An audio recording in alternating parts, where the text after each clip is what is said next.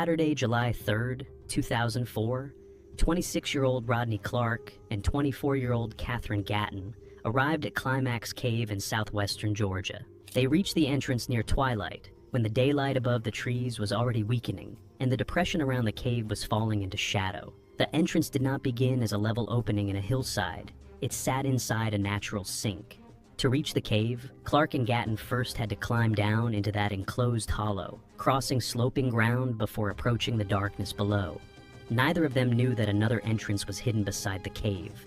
Just outside the opening, beneath the soil, was a yellow jacket nest. There was no large hive hanging from a branch, and no exposed comb warning them away.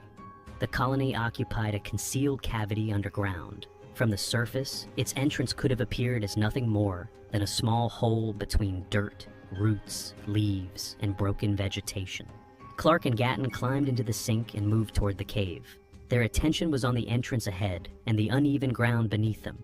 As they prepared to enter, they stepped directly onto the buried nest. The ground above the colony compressed. The attack began immediately. The hidden colony could contain hundreds or even thousands of adults. Most remained below the surface until the impact above the nest signaled a direct threat. Then the narrow hole became an exit point for a concentrated defensive response. The insects did not scatter randomly across the sink. They moved toward the vibration, the footsteps, and the two bodies nearest the opening. The first few stings gave Clark and Gatton almost no time to understand what they had disturbed. Looking down would not reveal the full nest because the paper comb and most of the colony remained underground. All they could see was the stream of yellow and black insects rising from the soil and closing the distance to exposed skin. Their clothing could slow some stings, but could not seal them off. Cuffs, collars, sleeves, and trouser legs created openings. Any insect trapped beneath fabric could remain pressed against the skin as the spelunkers climbed. Protecting the face exposed the hands. Brushing insects from the neck left the arms uncovered. Stopping to remove clothing would have kept them beside the nest. The response had to be immediate. Distance was the only protection available, but the shape of the cave entrance forced them to earn that distance vertically, one unstable step at a time, under repeated painful attack. Yellow jackets erupted from beneath their feet. The first wasps did not have to search for the disturbance. Clark and Gatton were standing directly over it, trapped inside the lowest part of the sink. Only steps from the nest they had just struck. The insects hit both spelunkers at once. A yellow jacket does not lose its stinger after one strike. It can land, drive its stinger into the skin, pull away, and attack again.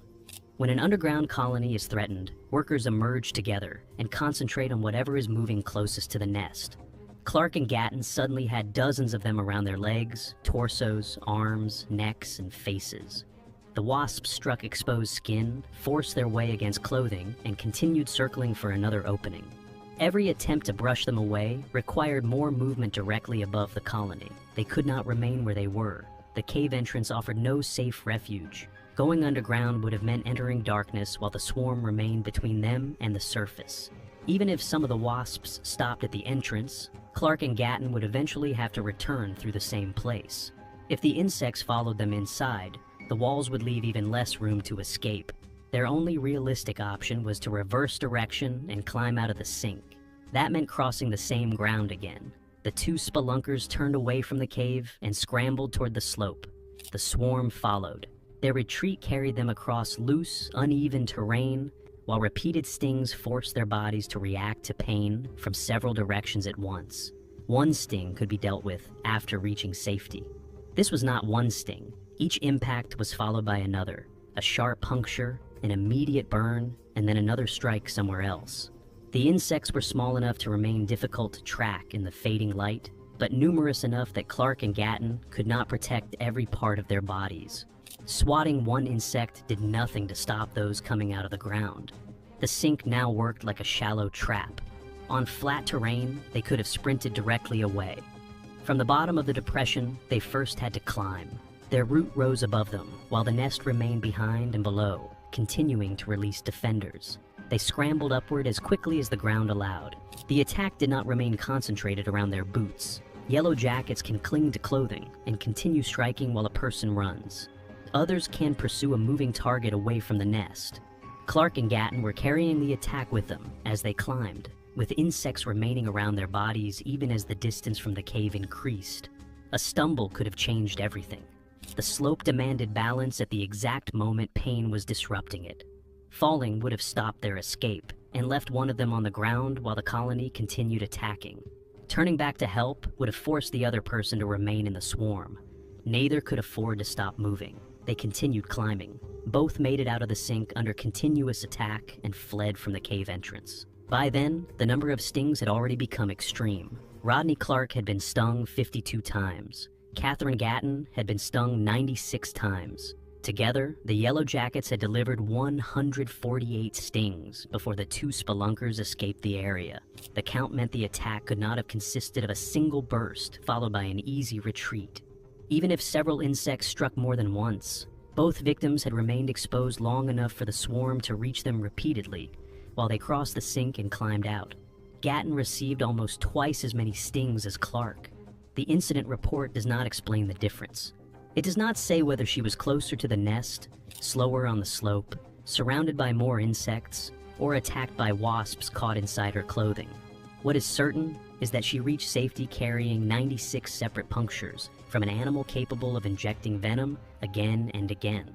Escaping the sink did not immediately end the danger. Once they were away from the entrance, Clark and Gatton still had to determine whether the attack had caused more than pain and swelling. A serious systemic reaction can begin within minutes of a sting. Breathing can become difficult, blood pressure can fall, and consciousness can be lost. Neither victim needed to be known as allergic for 148 combined stings to demand attention. The two fled the area and went to an emergency room because of the number of stings. There was no cave rescue. Clark and Gatton had escaped under their own power before the colony could immobilize either of them. That narrow fact separated the incident from something far worse. If one of them had collapsed at the bottom, the other would have faced an almost impossible choice. Remain beside the victim while the swarm continued attacking, or climb out and leave an incapacitated person beside the nest. Any rescuer approaching the cave would have had to descend through the same confined route and enter the colony's defended area. Instead, both kept moving until the slope finally placed the rim behind them. On Tuesday, June 3rd, 2014, two veteran cave surveyors were examining a chain of sinkholes in Eddy County, New Mexico. Ken Harrington was 70 years old. Dave Belsky was 77. Between them, they had mapped more than 500 caves and karst features across the county. The landscape they were working in was not made of ordinary limestone. Beneath the desert surface were thick beds of gypsum. Groundwater rising from below slowly dissolved the soft rock, removing support until sections of earth fractured, sagged, or collapsed. The result was a field of pits and unstable openings, some filled with water and others split by deep cracks along their rims. One of those openings was known as Swimming Hole Pit. When Harrington and Belsky reached it, they separated to inspect different parts of the feature. Harrington worked his way down the side of the pit toward the water. Belsky moved around the opposite edge, examining the broken ground where the rim was beginning to calve away. The word calving described exactly what was happening. Sections of the pit wall were separating from the surrounding ground. Between the stable rim and the collapsing blocks were deep crevices, narrow openings that could descend farther than they appeared from above. These cracks were part of the feature the men had come to document. Belsky found several worth examining and called for Harrington to come over. Harrington was still down near the water when Belsky began lowering himself into one of the crevices. The crack looked like another geological opening formed by the collapsing gypsum. Nothing on the surface warned him that it was occupied. As Belsky slid down, his body disturbed a hidden colony of Africanized honeybees. The nest had been concealed inside the crevice. Belsky had entered the opening itself before the bees reacted. When they emerged, however, they did not attack only the man directly beside the colony. They first went after Harrington. He was positioned lower inside the pit, away from the crack Belsky had entered. Yet the bees crossed the feature and began chasing and stinging him. The attack gave both men an immediate warning that this was not a small number of insects defending a single opening. The colony had mobilized, and the bees were pursuing movement across the pit. Harrington abandoned the water and began climbing out. The route to safety was not level. He first had to regain the rim of a gypsum collapse while insects followed him. The ground around the pit was fractured and unstable, the exact terrain the two men had been inspecting only moments earlier. Now, Harrington had to cross it quickly, with bees around his head and body. Behind him, the attack shifted toward Belsky. He had been partly inside the crevice when the nest erupted. To escape, he had to reverse the movement that had triggered the colony, pull himself out of the crack, and run across the broken rim. The two men did not stop to recover equipment or continue examining the feature. Their truck was the only enclosed shelter nearby, and both moved toward it. The bees followed. Africanized colonies are known for responding in large numbers and pursuing a perceived threat far beyond the immediate nest. At Swimming Hole Pit, reaching the surface was not enough. Leaving the crevice was not enough. Even putting distance between themselves and the pit did not end the attack. Harrington and Belsky ran across the desert toward the vehicle with the swarm still behind them. They reached the truck, opened the doors, climbed inside, and shut themselves in. For a moment, the metal body and glass should have separated them from the colony. But they had not entered alone. Bees had followed them through the open doors and were now trapped inside the cab. The shelter became another confined space. Outside, more bees continued swarming around the vehicle. Inside, Harrington and Belsky had to kill the insects that had entered with them. The men remained surrounded, unable to reopen either door without admitting bees. There was no room to run inside the truck. Every bee in the cab was now within arm's reach of both men. Some struck exposed skin, others became caught in clothing or flew around their faces. The men swatted and crushed them, while remaining sealed inside because reopening a door could admit more of the swarm waiting outside. Belsky was stung on the top of his head. Another bee struck his lip. Two more stung his arm. He then swallowed one. The report does not explain whether it flew directly into his mouth while he was breathing heavily, or whether it had been caught around his face. Belsky later gave only the result. One of the bees went down his throat. Several others tried to enter his ear. The attack was no longer concentrated around the nest, or even outside the truck. The insects were attempting to reach the smallest exposed openings on his head, while he and Harrington fought them at close range inside the cab. A sting on the lip can swell rapidly. A bee swallowed alive creates an even more dangerous possibility. If it stings inside the mouth or throat, swelling can obstruct the airway even in a person who is not allergic. At 77, Belsky was now sealed inside a truck beside a remote sinkhole, uncertain whether the bee he had swallowed had stung him internally. Neither man could know immediately whether the venom would trigger a systemic reaction. Africanized honeybees do not possess uniquely powerful venom, but their defensive behavior can expose a victim to many stings in a short time. A severe allergic reaction can also follow a single sting. For the moment, however, both men remained conscious and able to fight.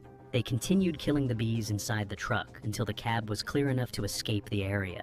The colony had pursued them from the crevice, across the collapsing pit rim, over the surrounding ground, and directly into the vehicle.